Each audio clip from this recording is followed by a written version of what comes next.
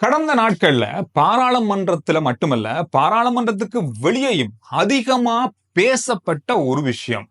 பாராளுமன்றத்துல நடக்கிற செலவுகள், பாராளுமன்றத்துல இருக்கிற செலவுகள், பாராளுமன்ற அமர்வுக்கு, பாராளுமன்றத்தினுடைய பராமரிப்புக்கு, பாராளுமன்ற ஊழியர்களுக்கு, பாராளுமன்ற அமர்வு நடக்கும்போது ஒவ்வொரு நாளும் இடம்பெறுகின்ற செலவு, பாராளுமன்றத்துல வழங்கப்படுகின்ற உணவுக்கான செலவு, இந்த மாதிரி பல விஷயங்கள் இந்த அரசாங்கம் வாரத்துக்கு முதல்லையும் அரசாங்கம் வந்த பிறகும் பதவியேற்பு நாள்ல கூட, அதாவது பாராளுமன்றத்தினுடைய முதலாவது அதாவது அமர்வின் நாளின் கூட பலதரப்பட்ட அந்த ரெஸ்டாரண்ட் சம்பந்தமான பாராளுமன்ற உணவு தொடர்பான விஷயங்கள் எழுப்பப்பட்டது. நீங்க பாராளுமன்ற உரைகள், பலருடைய உரைகளை நீங்க பார்த்திருப்பீங்க.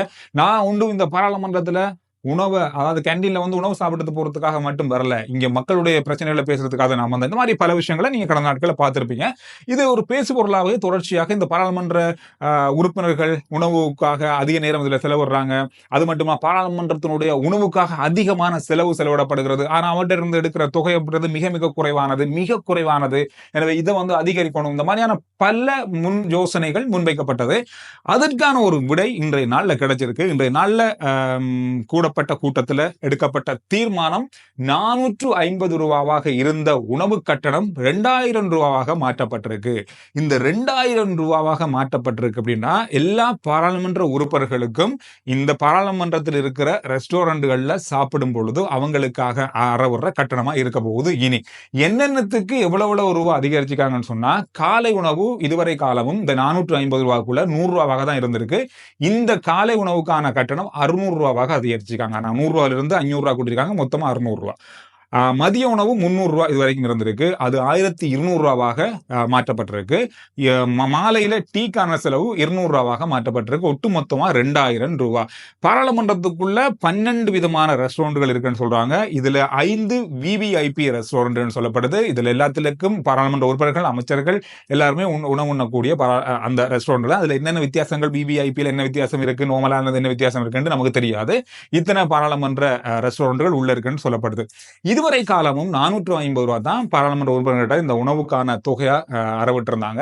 இதுதான் பெரிய ஒரு பேசு பொருளா மாறி இருக்கு. இப்ப 2000 ரூபாய் மாத்திருக்காங்க. இந்த 2000 ரூபாய் மாத்தினது எப்படின்னு சொல்லியும் விளக்கம் அளிச்சிருக்காங்க. அப்படின்னு சொன்னா, இப்ப இருக்கிற சந்தையில் இருக்கிற உணவுனுடைய விலைகளை வைத்துக் கொண்டுதான் இந்த கட்டண அதிகரிப்பை நாங்க அதிகரிச்சுக்கணும்னு சொல்றாங்க.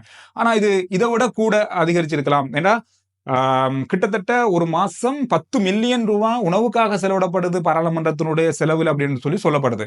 அப்படி பார்த்தா 1 கோடி ரூபாய் பாராளுமன்ற உறுப்பினர்கிட்ட 450 ரூபாய் தான் எடுக்கிறாங்க. ஒரு மாசத்துல பாராளுமன்றம் குறைஞ்சது 8 நாட்கள் நடக்கும்.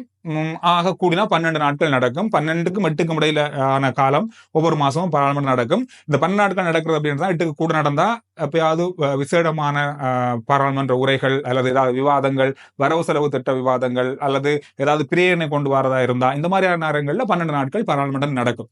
அப்படி பார்த்தாலும் கூட ஒரு நாளைக்கு இந்த 10 மில்லியன் செலவாகுது. ஒரு பாராளுமன்ற உறுப்பினருக்கு ஒரு மாசத்துக்கு, இந்த 8 முதல் 12 நாட்கள் பாராளுமன்றம் நடக்கிற இந்த ஒரு மாசத்துக்குள்ள 45,000 ரூபாய் உணவுக்காக மட்டும் செலவிடப்படுது பாராளுமன்றத்துல. அப்படி பார்த்தாலும் பாராளுமன்ற உறுப்பினர்கள் 12 நாளும் பாராளுமன்றம் போய் பாராளுமன்ற உணவுல, அதாவது ரெஸ்டாரண்ட்ல உணவு இருந்திருந்தா 450 தர 12 சொன்னா கூட 5400 தான். ஆனா 24,000 செலவாகுது. இப்ப அதிகரிச்சதுக்கு பிறகு அப்படின்னு பார்த்தாலும்டா, இப்ப 2000 12ஆல பெருக்கும் போது நமக்கு தெரியும் 24,000 வரும். அப்பயும் கூட சரியாரவாசு குறைவா தான் இருக்கு.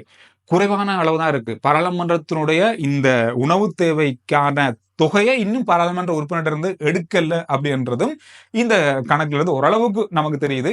நீங்க வீடியோ பார்த்து கொண்டு இருக்கீங்க. நீங்க இது சரி, ஓகே, இது பரவாயில்ல, இப்ப இவ்வளவாவது கூட்டினாங்களே அப்படின்னு நினைக்கிறீங்களா, இல்ல இன்னும் அதிகரிக்கணும்னு நினைக்கிறீங்களா? கருத்துக்கள்ல பதிவிடுங்க.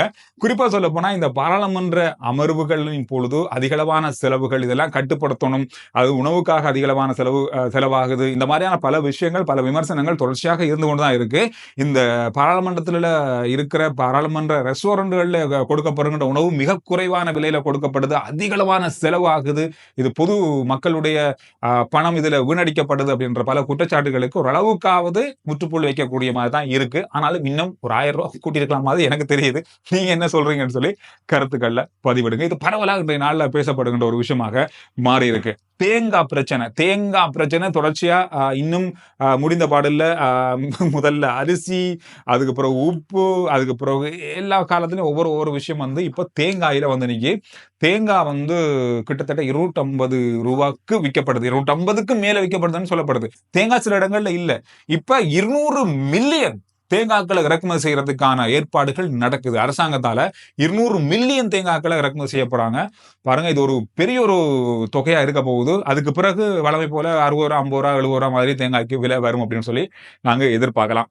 இதோட இன்னொரு விஷயம், கடந்த நாட்கள்ல கொஞ்சம் சலசலப்பா பேசப்பட்ட ஒரு விஷயம் தான், இந்த கோழி இறைச்சிகளை சீனாவுக்கு ஏற்றுமதி செய்ய போறாங்க, சீனாவுக்கு ஏற்றுமதி நடக்க போகுது அப்படின்ற ஒரு செய்தி. அதாவது ஜனாதிபதி அவர்கள் அண்மையில சீனா போயிருந்தாரு. அந்த நேரத்தில் செய்து கொள்ளப்பட்ட 15 ஒப்பந்தங்கள்ல இதுவும் ஒன்றுன்னு சொல்லப்படுது.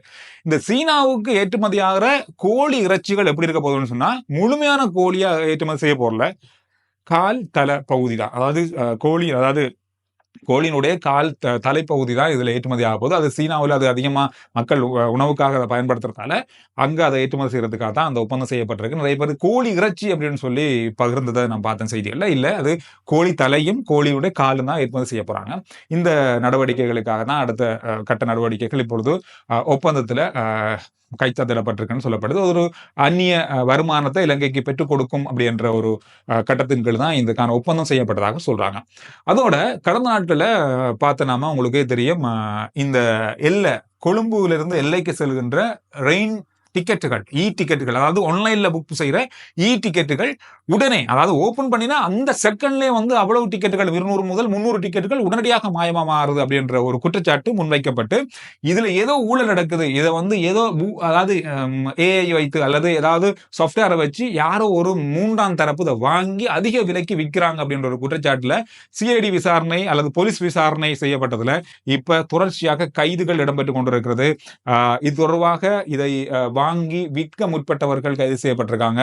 அதாவது 2000 ரூபாய்க்கு வாங்கப்படுகின்ற ஆன்லைன்ல வாங்குற டிக்கெட்டை 16,000 ரூபாய் வரைக்கும் வெளிநாட்டவர்களுக்கு விற்பனை செய்கின்றவர்கள் கூட இன்றைய நாள்ல கேண்டி பிரதேசத்தில் வச்சும், இது ரயில்வே திரைக்களத்துல வேலை செய்யறவங்க, வெளியில இருக்கிறவங்க என்று பலர் இதுல வந்து சம்பந்தப்பட்டிருப்பதாகவும் சொல்லப்படுது. எனவே கடந்த நாட்கள்ல இது அதிகமா பேசப்பட்ட ஒரு விஷயம். என்னடா, எல்லைக்கு போறதுக்கு கூட ட்ரெயின் இல்லை, அல்லது யாழ்ப்பாணம் போறதுக்கு கூட ட்ரெயின் இல்லை, ஏகப்பட்ட ட்ரெயின் டிக்கெட்டுகளை இந்த மாதிரி களவா ஒரு ஐடிக்குள்ள புக் பண்ணி அதை அதிக விலைக்கு வெளியில விற்கிற சம்பவங்கள் தான் அதிகமா பதிவாகி இருக்கு. இப்ப இது ஓரளவுக்கு கட்டுப்பாட்டுக்குள்ள வந்திருக்குன்னு சொல்றாங்க. இருந்தாலும் இன்னும் கொஞ்சம் ரயில் சேவைகள் அல்லது ரயில் போக்குவரத்துகள் போதாம இருக்கு அப்படின்ற குற்றச்சாட்டும் தொடர்ச்சியா இருக்கத்தான் செய்யுது.